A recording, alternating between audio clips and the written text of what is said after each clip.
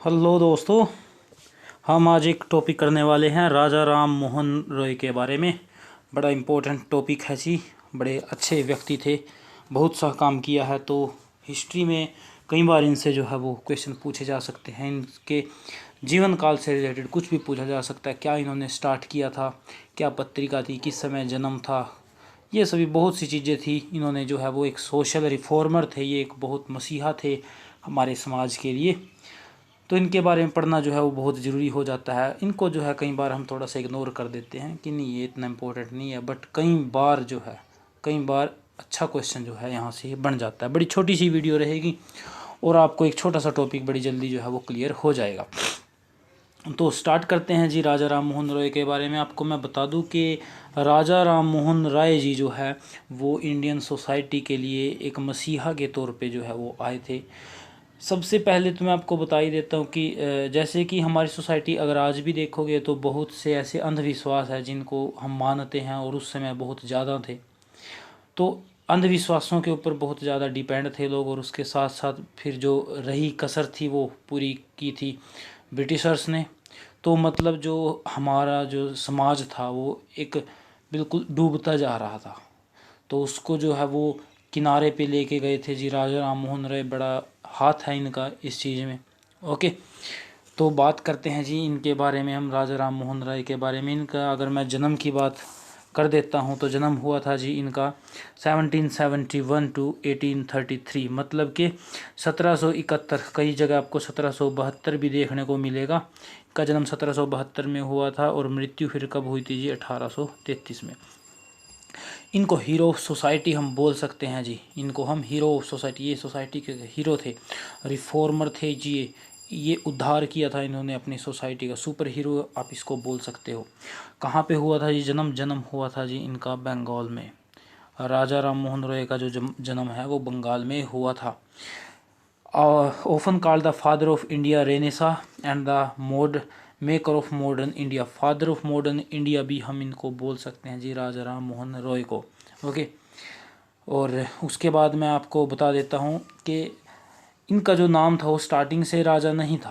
Okay, काम इन्होंने राजाओं वाले किए हैं बट नाम इनका राजा नहीं था स्टार्टिंग में। राजा राम मोहन रॉय, मोहन रॉय जो है इनका पूरा नाम। तो जो राजा की उपाधि है, कई बार पूछ लेता है कि राजा की उपाधि किसने दी थी।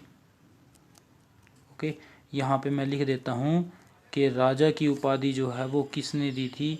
तो इनको दी थी जी अकबर सेकंड ने। अकबर सेकंड ने जो है इनको राजा की उपाधि दी थी। ओके, इन्होंने सबसे अगर बिल्कुल मैं स्टार्टिंग की बात कर लेता हूँ तो बंगाल में एक सुधार आंदोलन की शुरुआत की थी जी। किस आंदोलन की शुरुआत की थी इन्होंने? सुधार आंदोलन। और कहाँ पे हुआ था जी ये स्टार्टिंग हुई थी इसकी बंगाल में। किसने स्टार्ट की थी जी? राजा राम मोहन रॉय में। और इनके जो है वो व्यवहारिक जो जीवन था वो इतना ज़्यादा इम्पोर्टेंट नहीं है। वैवाहिक जीवन इनका, पहली जो दो पत्नियां थी इनकी मृत्यु हो चुकी थी, 3 शादियाँ इनकी हुई हैं। ओके, और अगर मैं बात कर लेता हूँ उनके पहले कार्य की तो 15 वर्ष में इन्होंने पहला लेख लिखा है। अगर ये 15 साल की आयु में एक लेख लिख सकते हैं तो आप सोच सकते हो कि इनका जो है वो लेवल, माइंड का लेवल जो है वो कितना अच्छा रहा होगा। ओके, तो 15 साल की इसके लेख के बाद जो है इन्होंने क्या किया था, उसमें मूर्ति पूजा की आलोचना की थी जी। किसकी आलोचना करते हैं? ये मूर्ति पूजा की आलोचना करते हैं। और ये एक ब्राह्मण फैमिली से थे और उसकी वजह से फिर कुछ ज़्यादा ही था। मतलब ये तो ब्राह्मण फैमिली थे तो जाहिर सी बात है अच्छा पूजा पाठ में ध्यान रहेगा। और मूर्ति पूजा की अगर कोई बच्चा घर में आलोचना करता है तो जाहिर सी बात है बड़ों को दिक्कत होने वाली है। तो इनके पिता से जो है वो बहुत बड़ी बहस हुई। सभी जो है इनसे नाराज हो चुके थे। इसके बाद इन्होंने क्या किया जी, घर को छोड़ देते हैं। ये 15 साल की उम्र में ही घर को छोड़ देते हैं। नेपाल में फिर जो है वो बौद्ध धर्म की शिक्षा ली इन्होंने। नेपाल में जो है वो बौद्ध धर्म की शिक्षा लेते हैं ये। ओके, फिर क्या होता है कि 1803 में इनके पिता की मृत्यु हो जाती है। 1803 में इनके पिता की मृत्यु हो जाती है। वैसे घर तो ये शुरू से ही छोड़ना चाहते थे बट फिर होता ये है कि इनकी माँ की थोड़ा सा दबाव के बाद ये रुक जाते हैं और शादी भी जल्दी हो जाती है। 9 साल की उम्र में ही इनकी शादी जो है वो हो जाती है। बट फिर जो है दोबारा घर छोड़ जाते हैं। ये 1803 में इनकी पिता की मृत्यु हो जाती है। क्या होता है जी, 1803 में पिता की मृत्यु हो जाती है। पिता की मृत्यु होने के बाद अब ये दोबारा से घर तो आ ही चुके थे कुछ टाइम के बाद। जो इनके पिताजी थे वो ईस्ट इंडिया कंपनी में थे। ओके, कंपनी के साथ जो है वो काम किया करते थे। तो फिर होता क्या है, 1803 में इनके पिता की मृत्यु के बाद जॉन डिग्बी, यहाँ पे मैं लिख देता हूँ जॉन डिग्बी जो है इनको क्या देते हैं, अपना दीवान बना लेते हैं। इनको क्या करते हैं जी, अपना दीवान बना लेते हैं। और ये 1803 से लेकर के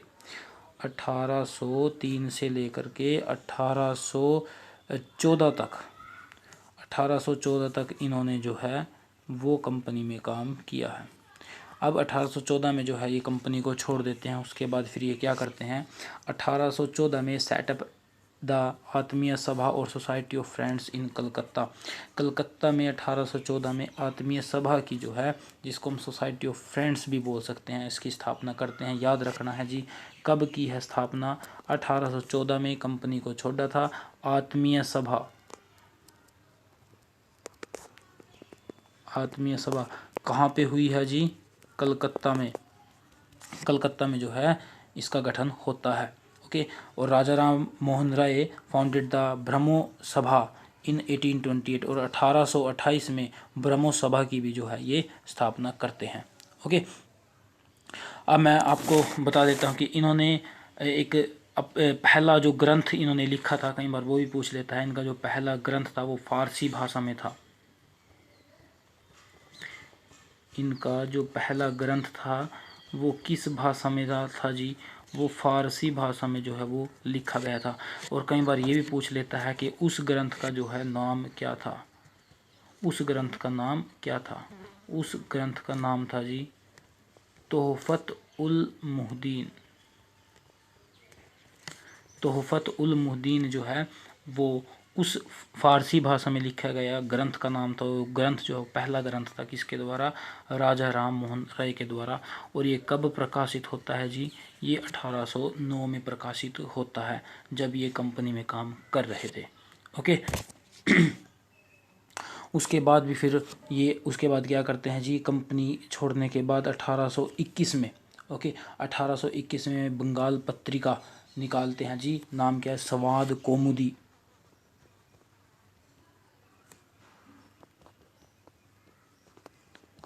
संवाद कौमुदी का जो है ये प्रकाशन करते हैं। और ये कौन सी पत्रिका थी, ये बंगाली पत्रिका थी, ये आपको याद रखना है। मैगजीन है जी संवाद कौमुदी, प्रकाशन होता है 1821 में। कौन करता है जी, राजा राम मोहन रॉय जो है वो इनका प्रकाशन करते हैं। ओके, आपको मैं बता देता जो ब्रह्मो सभा 1828 में हुई थी गठन उसका, उसके बाद ब्रह्मो समाज जो है उसका नाम दोबारा से फिर वो हो जाता है। The long term agenda of the Brahmo Samaj to purify the Hinduism. जाहिर सी बात है कि स्टार्टिंग में ही आपको बताया था कि इनका एक जो बड़ा एजेंडा था वो क्या था, कि हमारे समाज को, जो समाज है उसको प्यूरिफाई करना है, टू प्यूरिफाई हिंदुइज्म। ओके, अच्छा, साथ में अगर हम एक पत्रिका तो हमने पहले पढ़ी ही थी, एक साथ में एक चीज़ और आ जाती है जी, आपको बता देता हूँ। 1822 में फारसी भाषा में इनको जो है बहुत सी भाषाओं का ज्ञान था, बहुत सी भाषाओं, लगभग 1 दर्जन, जो 12 भाषाओं से भी ज़्यादा का जो है इनको ज्ञान था। ओके, तो 1822 में ये फारसी भाषा में फारसी भाषा में एक मिशत उल अखबार पत्रिका जो है वो प्रकाशित करते हैं। नाम मैं यहाँ पे लिख देता हूँ आपके सामने, मिशत उल अखबार पत्रिका। मिशत उल अखबार जो है ये प्रकाशित करते हैं 1822 में। फारसी भाषा में किसके द्वारा किया जाता है जी, राजा राम मोहन रॉय के द्वारा। इससे पहले क्या था जी, संवाद कौमुदी पत्रिका थी, संवाद कौमुदी पत्रिका थी जी। किस भाषा में थी, बंगाली भाषा में। ये किस भाषा में है जी, फारसी भाषा में। और फारसी भाषा में एक ग्रंथ भी लिखा गया था, नाम क्या था जी, तोहफत उल मुहद्दीन। क्या था, तोहफत उल मुहद्दीन। और ये भी किस भाषा में था जी, ये भी जो है वो फारसी भाषा में लिखा गया था। पहला ग्रंथ था किसके द्वारा, राजा राम मोहन राय के द्वारा। ओके, तो उसके बाद हम आपको बताते हैं कि लॉन्ग टर्म एजेंडा था प्यूरिफाई हिंदुज़म का। His effort were rewarded by the government regulation act 1829 which declared the practice of Sati a crime. तो इनके जो प्यूरिफाई करने की बात थी वो ये थी जी कि इन्होंने जाति प्रथा बाल विवाह का जो है वो विरोध किया है। Roy attack polygamy, okay, polygamy का भी जो है इन्होंने विरोध किया है, okay. And demanded the right of property for women, मतलब महिलाओं के लिए भी जो है वो प्रॉपर्टी में जो है वो इनका राइट होना चाहिए। ऐसा नहीं है कि इनकी कोई प्रॉपर्टी अगर ज़मीन जायदाद है तो उसमें महिला का भी जो है वो हिस्सा होना चाहिए, ओके। और इन्होंने क्या क्या विरोध किया है? इन्होंने जाति प्रथा का भी विरोध किया है जी, जाति प्रथा का इन्होंने विरोध किया, बाल विवाह का इन्होंने विरोध किया है, सती का इन्होंने विरोध किया। 1829 में रेगुलेशन एक्ट आता है जी, ओके, विलियम बेंटिक के समय रेगुलेशन एक्ट आता है 1829 में। और ये सती को जो है वहाँ पे एक क्राइम घोषित कर देते हैं। अगर सती मतलब सती था कि जो है पति की मृत्यु के बाद जो है वो पत्नी को भी जला दिया जाता था, तो अब वो क्राइम होगा और उसकी जो है वो सज़ा दी जाएगी। तो इन्होंने बहुत से जो है वो काम किए हैं। और इन्होंने आधुनिक शिक्षा के बारे में बात की है, स्त्री पुरुष दोनों के लिए जी, ओके। अब मैं यहाँ पे लिखता हूँ मैन एंड वीमेन बोथ के लिए इन्होंने जो है वो मॉडर्न एजुकेशन की बात की है जी, आधुनिक शिक्षा की इन्होंने बात की है। और ऐसा नहीं है कि इन्होंने सिर्फ इसके खिलाफ आवाज़ उठाई है, समाज के खिलाफ, इन्होंने कंपनी के खिलाफ भी जो है बहुत सी आवाज़ उठाई थी और उसी की वजह से इन्होंने कंपनी भी पहले ही छोड़ दी थी। Ram Mohan was a gifted linguist, आपको मैंने बताया था बहुत सी भाषाओं का ज्ञान है, जैसे Persian, Arabic, English, French, Greek, Sanskrit, बहुत सी भाषाएं थी, ठीक है। और इन्होंने जो है वो प्रेस की फ्रीडम के लिए, मतलब प्रेस जो है वो स्वतंत्र होनी चाहिए, उसके लिए भी जो है वो काफ़ी संघर्ष इन्होंने किया है। ये also demanded abolition of taxes on tax free land. अब जो टैक्स फ्री लैंड के ऊपर भी टैक्स लगाया जाता था उसका जो है इन्होंने विरोध किया है। He called for the reduction of export duty on Indian goods abroad and abolition of east India company trading right. आपको बताया था, ऐसा नहीं है कि इन्होंने सिर्फ समाज के ही खिलाफ कुछ काम किए हैं, इन्होंने कंपनी के खिलाफ भी बहुत से काम किए हैं। प्रेस की डिमांड की थी जी कि इनको जो है वो जो हमारी मीडिया है इसको जो है वो आज़ाद किया जाए। उसके बाद टैक्स, जो टैक्स फ्री लैंड थी उसके ऊपर टैक्स नहीं होना चाहिए, इसका जो है इन्होंने विरोध किया था, इसको टैक्सेस को हटाओ। और जो हमारा यहाँ से जो सामान बाहर जाता था उसके ऊपर एक्सपोर्ट ड्यूटी लगाई जाती थी, वो बहुत ज़्यादा थी।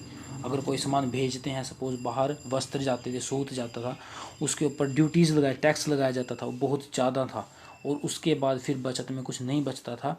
इसकी वजह से इन्होंने भी इसको हटाने की डिमांड उठाई है, ओके। तो ये अंग्रेज़ों के खिलाफ भी बहुत लड़े हैं। और इन्होंने बात की थी जी आपको आधुनिक शिक्षा की, तो मैं उसके बारे में भी आपको बता देता हूँ। आधुनिक शिक्षा के बारे में कई बार पूछ लेते हैं कि इन्होंने 1817 में हिंदू कॉलेज की स्थापना की है जी। हिंदू कॉलेज की स्थापना होती है जी, कहाँ पे होती है? कलकत्ता में होती है जी। किसके द्वारा? राजा राम मोहन रॉय के द्वारा। और फिर एक आता है जी 1825 में, 1825 में जो है एक आता है वेदांत कॉलेज। वेदांत कॉलेज की भी जो है इन्होंने स्थापना की है। तो दो कॉलेज याद रखने हैं जी अपने को, एक तो रखना है हिंदू कॉलेज, एक रखना है वेदांत कॉलेज। हिंदू कॉलेज 1817 में, वेदांत कॉलेज 1825 में, ओके।